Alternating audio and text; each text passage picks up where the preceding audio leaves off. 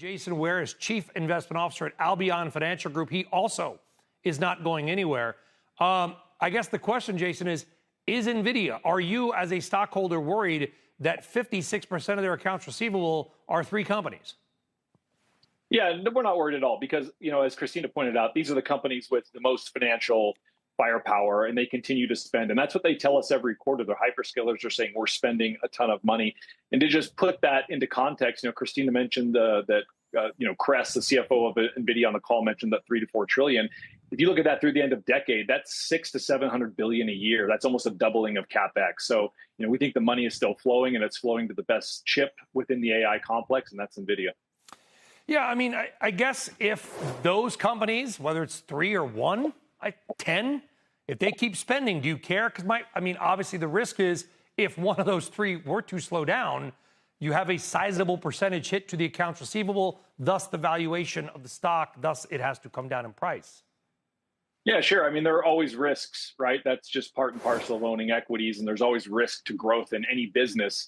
But it's about visibility for us, and it's about being able to place a high probability on earnings. And look, we think Nvidia is going to do $6 on earnings over the next 4 quarters.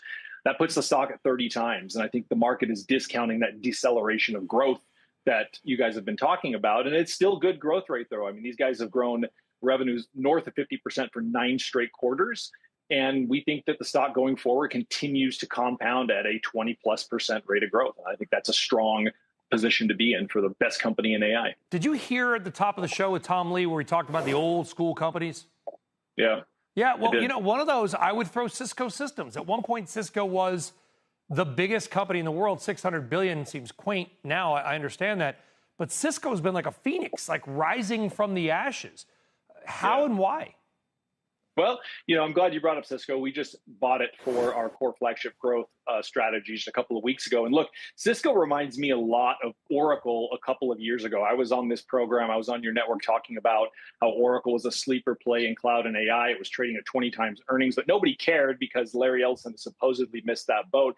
I think Cisco's in a similar position. We're talking about $3 to $4 trillion in AI infrastructure spending. Guess who's at the center of that? Cisco. Half of their business is selling into those data centers as they retool and we build new ones. A lot of networking gear is needed. Meanwhile, Chuck Robbins is focusing on high margin, growthier areas like software services, cybersecurity. So it's becoming a subscription business. We think the stock re-rates at 16 times earnings. It probably should be in the low 20s, get a 2.5% dividend. And the growth is accelerating in the context of all this AI spend. It's a critical company. Okay, as is the next name that you brought. And of course, I'm the energy geek. I love this company because we talk about all this fancy stuff. Yep. Ultimately, none of it's going to work if there's no power lines. Literally, you have to build physical.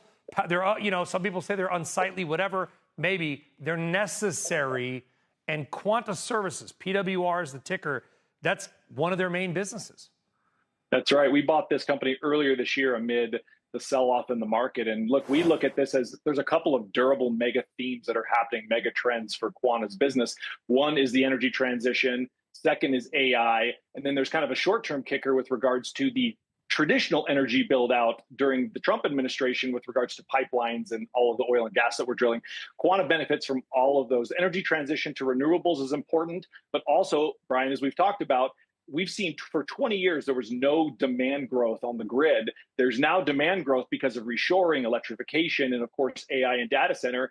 And the first call from all of these public utilities goes right to Quanta Services to do that construction work. So we like the company, good growth rates over the next several years ahead. Not expensive, 30 times forward earnings.